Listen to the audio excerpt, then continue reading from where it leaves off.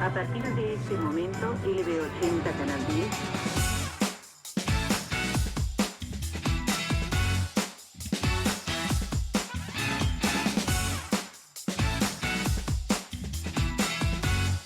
Ha nacido el color en la Argentina. Canal 10 de Córdoba se regocija.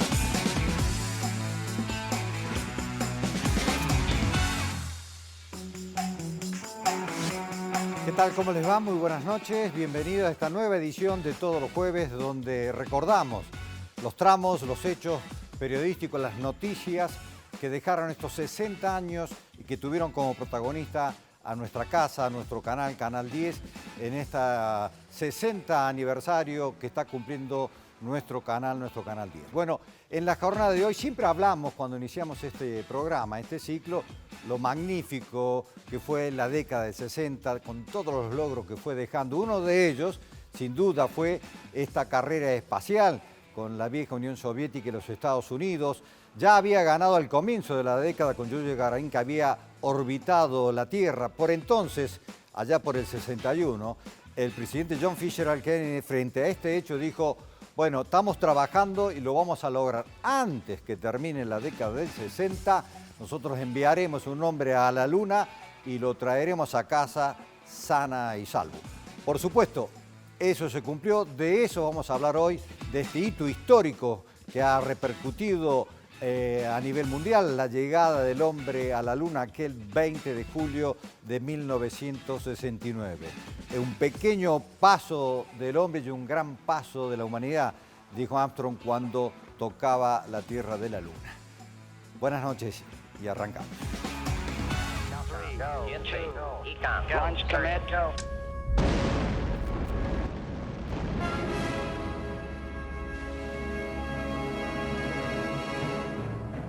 Ocurrió un 16 de julio de 1969.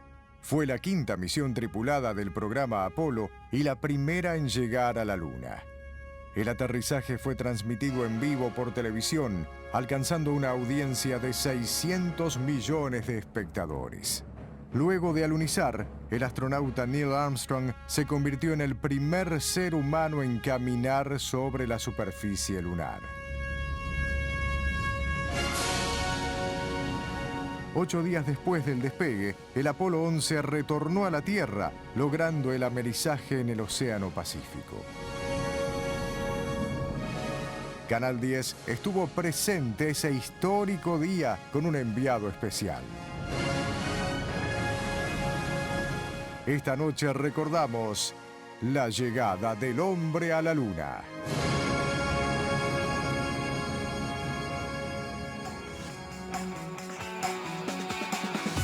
Bien, está con nosotros, nos acompaña. Muchas gracias, Gustavo, por llegar hasta acá.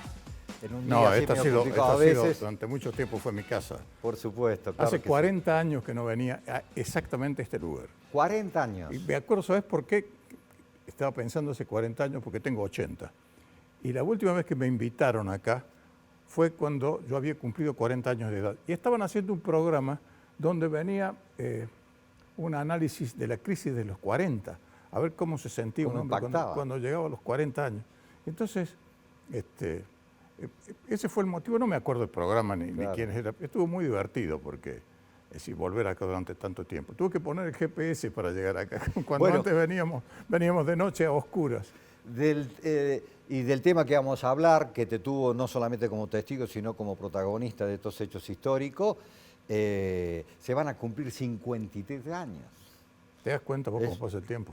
Más de medio siglo, digamos. Claro, sí. Tremendo. Y de eso vamos a hablar. Bueno, ¿cómo se fue preparando todo eso? ¿Cómo te enteraste finalmente? ¿Cómo las autoridades o el jefe de servicio informativo, cómo se manejaba entonces, dijeron: bueno, usted, Gustavo Tobi, va a viajar a Estados Unidos? Mira, había algunos antecedentes. El primero de ellos, para empezar, que yo hablo perfectamente inglés. Ese es uno de los temas. Claro. Lo segundo es que a mí siempre me apasionó la cosmografía desde chico. Desde la escuela primaria me acuerdo que me tenía especial fascinación por todo lo que fuera el espacio. A grado tal que mis visitas preferidas eran al observatorio. Es decir, claro, me encantaba mirar por telescopio. Y lo aprendí. Además lo había leído a Julio Verne, entonces este tema de Todo eso te la apasionaba, fantasía, estaba. bueno, de manera tal que después en el secundario se enseñaba cosmografía y teníamos un profesor que era realmente brillantísimo, que era el ingeniero René Bernard, que era vicerrector del Colegio Nacional de Anfunes. Y ocurrió que el profesor de matemáticas, porque formaba parte del estudio de matemáticas, formaba parte de la cosmografía. Y René Bernard se hizo cargo transitoriamente, pero después se quedó durante todo el tiempo. Era un petizo aparentemente enojado, pero tenía muy buen humor cuando lo conocías. Bueno, y Vos él sabés que yo lo conocí. ¿Vos lo al conociste, ingeniero René Bernard? Sí, sí, Bueno, lo conocí. tenía siempre un traje marrón cruzado. me Sí, acuerdo. él tenía un campo en Villa Jardino, Exacto. donde iba los fines de semana, al lado de la casa de mi abuelo. Y mis abuelos le cuidaban cuando él estaba en Córdoba, así que lo conocía el ingeniero Bernard. Vivía en la calle Chacabuco, cerquita de Casa de Gobierno, de la vieja Casa de De Gobierno. la vieja Casa de Gobierno, efectivamente.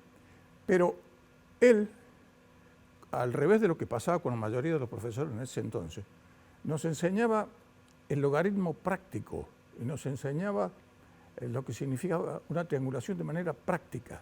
Entonces, una de esas prácticas fue un día levantarnos a las 4 de la mañana, fuimos a puntos geográficos, algunos en Pilar y otros cerca del Cerro Colorado, donde estaban los puntos geográficos. Hicimos una triangulación y la hicimos con teodolitos para sacar la distancia a una estrella, no me acuerdo cuál era, no me pregunté porque no me puedo acordar.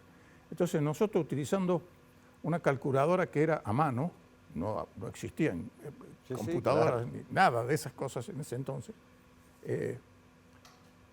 hicimos y le erramos por poco.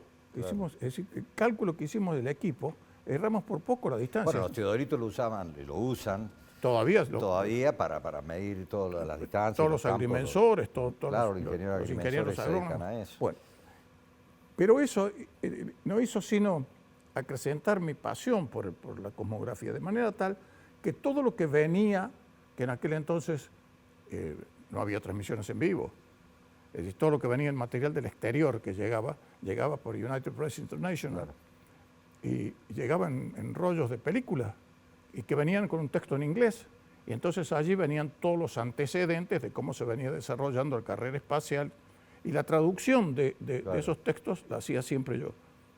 Y además hiciste un reportaje a creo que un cardiólogo norteamericano que había hecho uno de los primeros trasplantes y de los bypass, y vos hiciste la traducción. Sí, efectivamente. Y ahí fue que también esto. Pero vamos a ir recordando de tu viaje. Tenemos las primeras imágenes cuando estabas en Córdoba a punto de partir. A ver.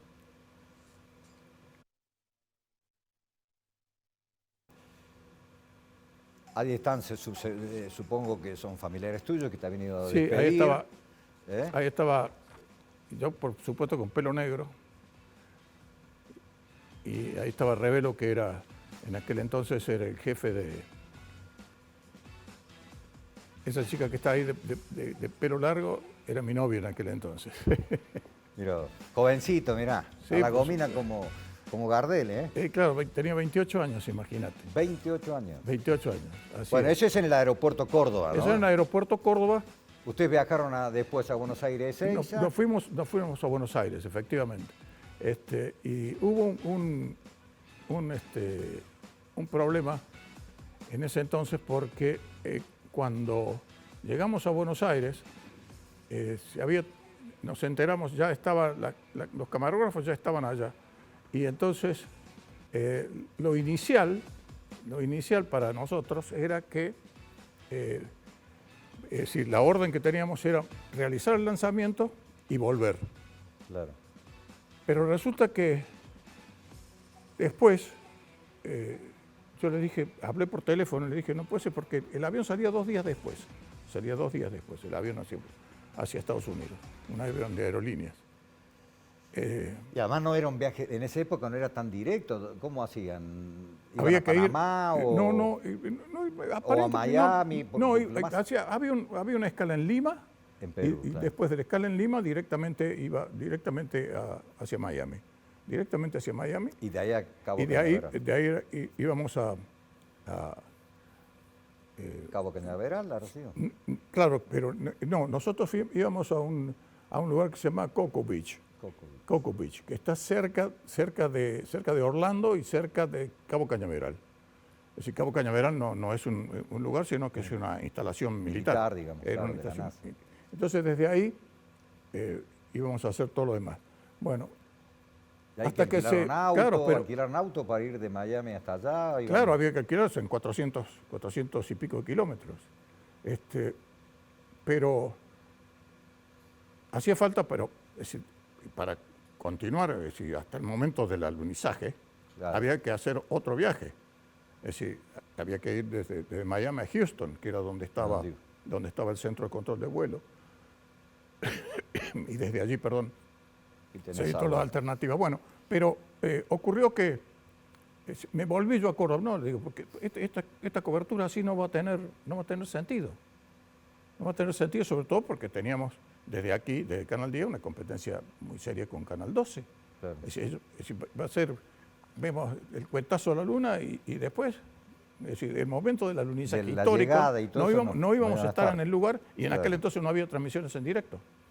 Bueno, al final se arregló el asunto, llegué yo un poco más tarde, 2 días más tarde, a Miami, y de ahí nos fuimos hasta el alojamiento, bueno, y ahí hicimos las primeras notas, y hasta el momento en que ya se hizo el lanzamiento, y a partir del momento que se hizo el lanzamiento, ya volvimos hacia Miami para ir hacia Houston y esperar los 4 días, porque transcurrieron 4 días claro. hasta que se produjo el alunizaje. Vamos a ver ahora una de tus primeras notas allí, no sé si irá en Cocoa Beach, vos me lo vas a decir, pero que tiene que ver con la base porque hay una maqueta. Vos nos vas a ir contando un poco lo de la maqueta que está en la nota que vos hacías.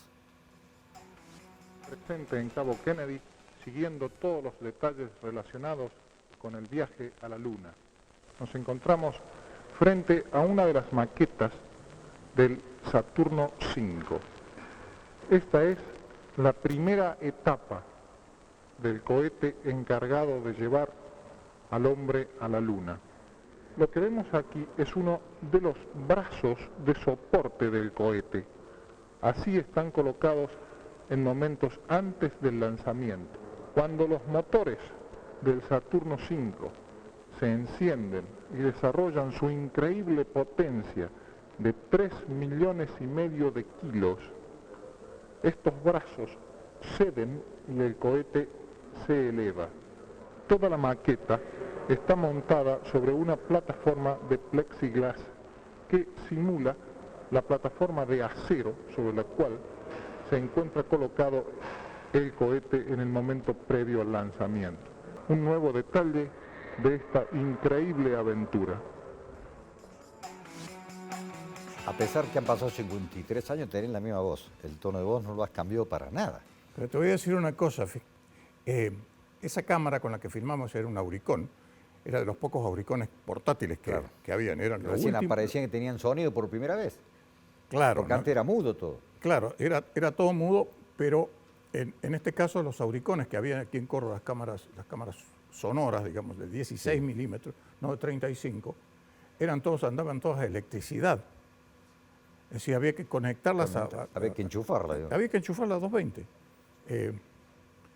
Y estos tenían una autonomía, tenían una batería grande, pesada.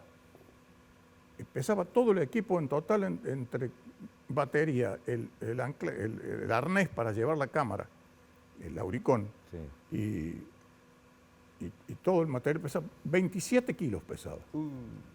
Y con eso salían a correr los chicos, me acuerdo. Claro. Corrían con eso, cuando había líos en Córdoba, corrían con eso. En ese entonces todavía, aquí en Córdoba no había de esas cámaras. Esas cámaras se compraron específicamente para este viaje. Las compró Scenic Producciones, que era una compañía privada. Que era a la una cual productora como era una como Cinepre de una entonces. productora a la cual desde Canal 10 se la contrataba y también la contrataba Canal 12. Había 2 productoras importantes en Córdoba en aquel entonces que eran Cinepress, la más vieja de todas, donde estaba Cervali. Julio Cervali, famoso turco Cervali ya desaparecido, pero pionero en materia de cine y televisión, y CENI Producciones. El alquiler del canal se hizo con CENI Producciones. Y entonces ni siquiera estaba la cámara. Ellos tenían nada más que un solo auricón. Entonces, Flaco Riva y Pepe Escudero, Flaco Riva ya murió, Pepe Escudero ya está jubilado, famoso camarógrafo de Canal 12. Se Aquí fueron incluso antes. trabajó el hermano también, Julio.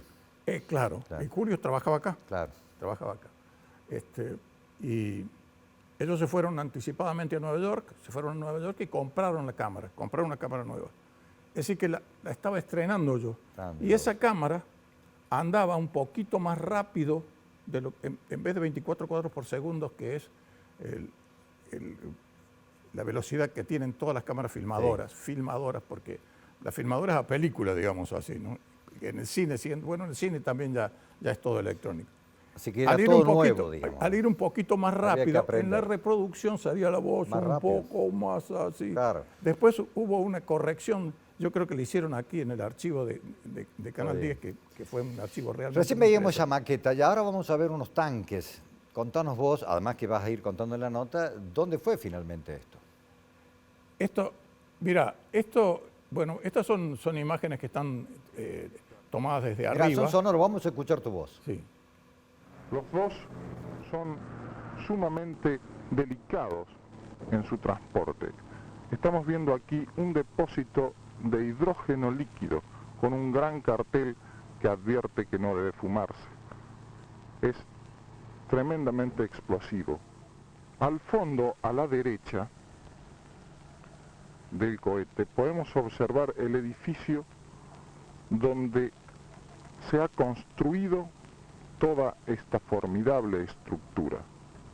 110 metros de altura mide el cohete Saturno V. Es decir, más o menos, para los cordobeses, el doble de la altura que tiene el Correo Central. Su aspecto es sencillamente impresionante.